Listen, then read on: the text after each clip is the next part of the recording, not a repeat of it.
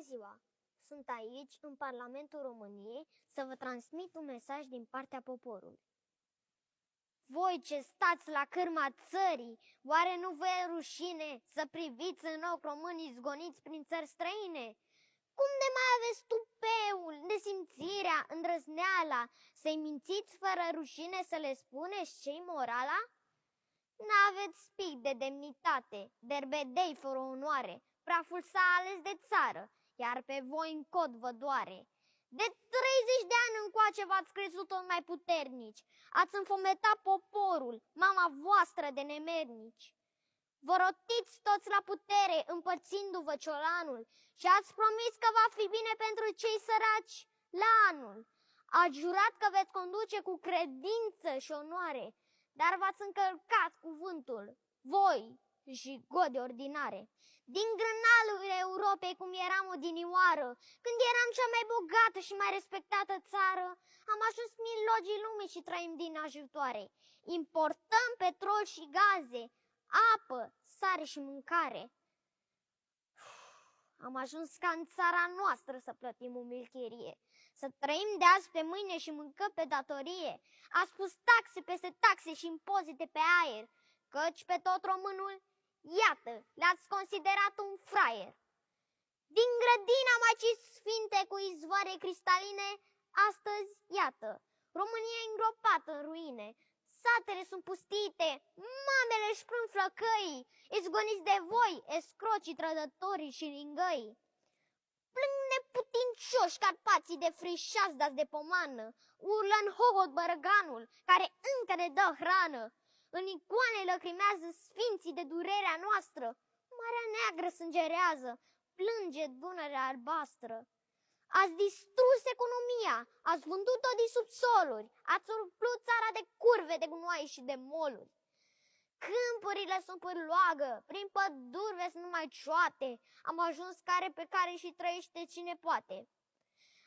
Arbonavi în spitale, moartea peste tot se așterne, voi vă întreceți în discursuri și promiteți baliverne, educația e scumpă, școlile sunt de fațadă, boschetari bătuți de soartă trag pe nas la cozi de stradă. La alegeri ne promiteți că o să curgă lapte, miere, însă vă uitați cuvântul când ajungeți la putere. Nu sunt bani, aceeași placă și aceeași vechi motive, dar voi vă plimbați într-una prin Dubai și prin Maldive. Cât tupeu, ce nesimțire, lipsă de umanitate, că românul își cere dreptul să-i anunț că nu se poate și să spui că pensionarii pentru țară o povară, chiar de nu am bani de o pâine, de tămâie sau de ceară. Ne-ați impus legi morale și principii globaliste, cum că crucea și drapelul nu mai trebuie să existe, și ne-ați interzis eroii care au dus prin lupte greul, iar în locul lor să punem fără voie curcubeul? Asta e oare România trâmbițată prin campanii, când noi vă votăm ca proști, iar voi desundați șampanii? Ne-ați promis școli, grădinițe și autostrăzi, spitale, dar voi sunteți subiecte în dosarele penale. Blestemați să fiți de-a pururi, vânzători de neam și țară. Să nu credeți că poporul chiar mănâncă tot ce zboară. O să vină vremea în care cu toți veți da socoteală. Veți răspunde în fața legii pentru aroganță, fală.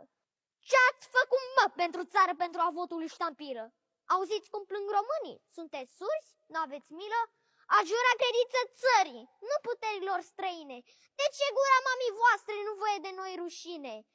Unde-i, mă, averea noastră strânsă cu sudoarea frunții? Aurul, petrolul, gazul și câmpile și munții? De ce ne-ați gonit copiii și ați înfometat poporul? De ce ne-ați distrus credința, limba, stema, tricolorul? Panorame care sunteți deghizați toți prin partide, vă bateți în piept cu pumnul că corupția ucide. Unde-i, mă, dreptatea noastră, dreptul ce ni se cuvine, când voi profitați de lege distrugând mereu destine? Voi, escroși ce ne conduceți de aproape sau departe, o să vă primiți răsplata, chiar și dincolo de moarte. Vă vom confisca averea obținută prin hoție și pe toți vă vom trimite încolonați la pușcărie. Să nu credeți că vreodată veți scăpa bazma curată. Dumnezeu vă iartă, poate, dar poporul niciodată.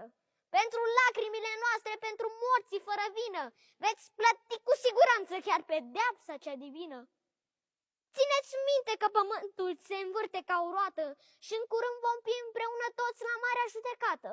Voi, aici, o duceți bine, căci așa au decis sorții, însă nu uitați că suntem toți egali în fața morții. Vă mulțumesc! Vă pup și vă aștept pe pagina mea cu o cerere de prietenie să apasă butonul urmărește